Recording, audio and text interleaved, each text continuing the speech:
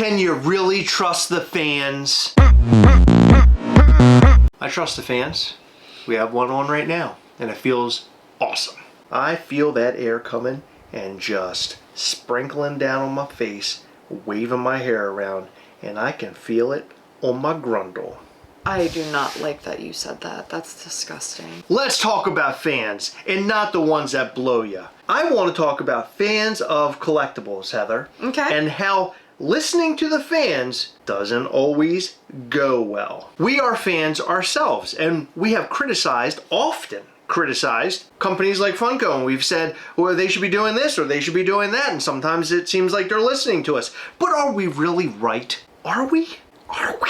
But before we get into this very hard-hitting topic, I'd like to remind you that tomorrow, Wednesday, August the 6th at 12 p.m. Eastern, we have our Love Sick Ghastly going up on MischiefToys.com. He's sick, bro. He is. He's sick with love. He is going to be available as both a pin bundle and as a figure only. So the figure itself is limited to 235 pieces. The pin is limited to 150 pieces. So if you buy the pin bundle with the figure, you're getting one of 150 of them. But then if you buy the figure by itself, you're getting one of the remaining that doesn't have a pin. That makes sense to me. Yeah, I can't do math. And since he is so full of love, he's literally overflowing. He actually wanted to spread the love to you. Ask me what that means, Chris, hurry. What's that mean? One very lucky person will be winning the opportunity to purchase up to 4 tickets to Night of Mischief, guaranteed. Night of Mischief is Mischief Toys' exclusive event during New York Comic Con, and you do not have to be going to New York Comic Con to attend. It happens during one of the evenings of New York Comic Con. We have not released a date for that just yet. Or a place. Or a place. Or a time. But it will be in the vicinity of New York, and it will be on the evening of one of the days of New York Comic Con. Did you say vicinity? I don't know what I said, but you know what I mean. It's vicinity, isn't it? Anyway, not only do you get a guaranteed up to 4 guaranteed tickets, you will also get the VIP experience. You can skip the line. We will have you come in a few minutes before everybody else. You will have your own designated area to be, and you will receive 1 VIP swag bag. Who thought this idea up? Me, cause I'm very smart. What do you mean it was you? It was me. You thought about. I came up with the idea. You're gonna say you're gonna lie in front of the camera. You thought about the Night of Mischief tickets, but I thought about the VIP swag bag full experience. It's gonna be amazing. You're gonna get the full treatment from Mischief Toys, and not only that, we also are doing something special for those of you who may or may not be attending New York Comic Con and or Night of Mischief by putting in your Lovesick Ghastly package a full set of this weekend's artist proof, assembly required, exclusive pins. You know, I'm feeling pretty generous. Generous? I'm feeling pretty generous. In this vicinity?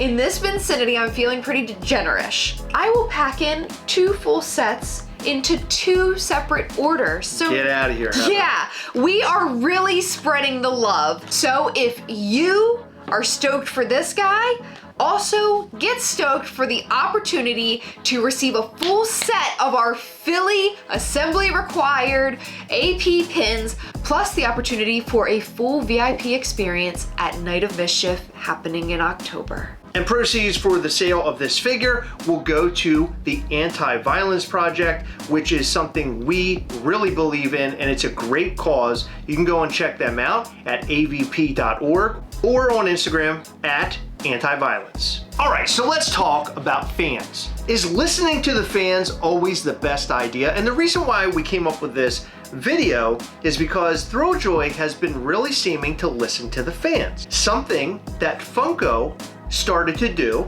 and things started to go very sour. This idea came to me thinking about yesterday's video where we read a bunch of comments hating on Thrilljoy a little bit. Now, there were a lot of positive comments, but there were a lot of negative comments too, and people are like, well, they look Funko sodas. And I'm like, well, these were made by the guy who ran Funko for like 20 years. Some people were like, oh, well, these licenses aren't very unique. And it's like, okay, well, you're comparing them to Funko, which has practically every license ever, with the exception of Taylor Swift, because she does not allow that. Blue-eyed samurai mother.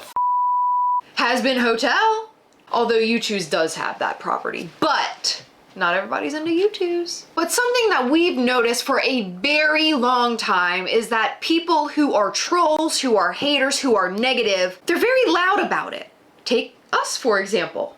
You're not talking about that thing that I do where I yell trash, are you? I am, and I feel like there are a lot of people who know us from that Gastlecast era. Our content lately, especially, has been pretty fair, I think. But I still love yelling trash. I know you do. So let's dive back to when Funko listened to fans, because they have on several occasions. And I'm going to give you my very prime example. When figures would go up on Funko Shop, they would sell out instantly, and they didn't even have to be announced. People just stalked the website, hit refresh 100 times until something popped up. People were so stoked about it, and they knew, because it would most likely sell out, that they had to be quick and add whatever it was to their cart, or they likely wouldn't get it. So they didn't even really make the decision like, oh, I really love Hulk. I'm gonna grab this Black Light Hulk. They would just say, ooh, pop, add to cart, credit card information, done. But people then complained that there weren't enough up on the website, they couldn't get it, and I believe that Funko both heard that complaint and also seen dollar signs. They want to make more money, so it means if they make more of the product, they put it up on the website, they will sell more, and at the time of Funko being super red hot, it worked out really well for a while. But eventually, numbers started to dwindle, and we were seeing Funko Pops that were like anime going up on the website and not doing very well. So it didn't work out in the long term. So, as an example, with this brand new Thrilljoy thing, people were complaining about like super low number figures. There are 48 and 24 count figures, which and is super low. And 96 too. And 96 as well. Super low count figures. And people are already complaining, and they're saying, well, I want to be a completionist and buy all the figures. But that's a good thing. The fact that these figures exist and they're so low numbered, it gives people something to go after and chase. And without having something to chase, people aren't really going to care so much about it anymore. Exactly. They want to go after the hot thing. And I cannot tell you how many times I have waited in line at, let's say, like Hot Topic, where people knew that something was coming out. Remember the Elvira mummy? And then it had a glow-in-the-dark chase? I waited in line for that. Yeah. And I was with maybe like 15 people. A couple people at the front got the chase. I can't tell you how many people turned around and walked the other way without even getting the regular Hot Topic exclusive because they were only going after the chase. With Thrilljoy, they keep it covered. I feel like that's exciting for people because you literally don't know until after you buy it what it's going to be. Now, I understand the completionist being upset, but at the same time, it's exciting. Like, you might get that 24 piece or that 48 piece. If you got these hands, you might find it. I've been weighing these figures, and I've been finding the chases, Heather. You got to have these little baby microscopic toddler hands, and you can figure out the weight in these figures. You do have very small And you can find hands. the good ones. No, they're not that small. They're pretty small. They're not like free. They're my size, and you are much taller than me. They're nice hands. They're just small. I just don't understand. Like, if you had feet that small, imagine how funny that would look if you were wearing like these little baby shoes, like size 5 shoes. Because that's what kind of hands you have. You have like size 5 hands. And then also when fans went crazy begging for anime. More anime. We need all the anime. And Funko took that and ran. In fact, they made an Instagram that was specific to Funko and anime. And by the way, that Instagram, you don't see any use in that anymore. I mean, they completely dropped it. I feel like they lost the password because that was wild. They made way too much. And the fact that people were begging for them to make more, people should have that urge and that hunger and that bloodlust to get the thing. If you don't have that, where's the fun in it? Like, there's a lot of fun in these like little collectibles to get the big item. And that's why you're seeing people post right now in a big way. Look at the Thrilljoy thing that I got. Look at the 24 count or the 96 count, the super chases. People are going absolutely insane to show all of that off. And that's part of this whole game. I hate when people call it a game. But no, it is the game. And how about the new limited edition from Funko? I have stated in many occasions We know you're very that proud. I created that, and Funko probably won't tell me that I created it, and that's okay, Funko. I know. The limited edition thing, I don't really know how crazy popular that is. I do see some stuff sell out. It's popular when it's very low numbers that make sense, but when it's like 9,000, it's like, okay, you don't even need to announce it. Like, just call it a comment at that point. Part of my idea worked because having super limited items is a good thing for Funko to do. In fact, there's a brand new figure coming at the end of this week, which is Star Killer, a Star Wars figure, 750 pieces. People are going nuts over that right now. Do you think people are gonna kill each other over it? Well, I certainly hope not. Like, fight. Why would you want them to Like, fight? really go after it, Chris? Oh, you mean like go? I thought you meant you physically want them to fight each other. That's f***ed up. So, should Thrilljoy be listening to the fans after all the catastrophes that we just talked about? Probably not, but I do think that they should be keeping their ear to the ground to hear what fans have to say at least. Here's the thing, hold on. You don't have to take every single thing and put it to work. Let's just listen to it. Let's not take everything. Let's not overproduce. And certainly do not remove that mystery packaging. There are people out there right now that are like kind of angry about it. They want to go and get in line and find the limited edition piece or the super limited piece without having to tear it open. Yeah. I've seen some complaints about that, believe it or not. That's the most fun part. Have you done the zipper thing? Tear into the thrill. I love it. That's their tagline. I think it's good to listen to the fans. And I think it's good to be transparent with your fans. Funko, for example, we have asked them for comments so many times and they never reply. And if they do, it's like an auto-generated, like, bullshit sort of Big email. fart. It's a big fart, is what it is. Nothing that you can use that really even means anything. Big old dirty nasty fart. But the fact that Thrilljoy has been very responsive to their fans, they are clearly listening to their fans, and they are transparent with their fans, that's a big win in my book. And I feel like as a collector, it's good to feel heard. The question is, how much do you listen to your fans? That's what I'm saying. Yeah, how can you tell that Meet them in the middle. what they're screaming about is good? Because like I mentioned at the beginning of this video, the most angry people are the loudest. Should you really listen to the people who are angry about things, or